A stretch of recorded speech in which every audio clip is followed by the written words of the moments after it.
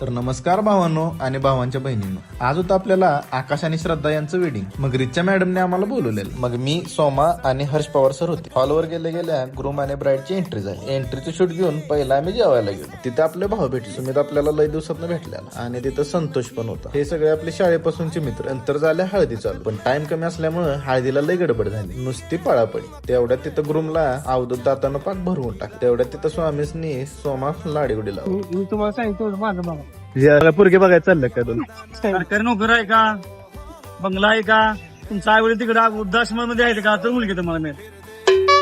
आम्ही चेष्टेत बोलले, पण त्यांचे शब्द खरे होते. गर्दी तर लय होती, तेवढ्यात अक्षता पण चालू झाली. लग्न झाल्यावर तर पब्लिक एवढं दिसत होतं जणू जात्राच. कोणाचा कोणाला ताळमेळ लागत नव्हता. व्हिडिओ वाले दादा तर दमले होते आणि आम्ही झालेलो घामाघूम. सोमा तर घाम पुसून वैतागला. पब्लिकला असल्यामुळे ग्रुपिंग घेताना लय त्रास होत होता. आमचे हर सर पण वैतागून खाली बसले.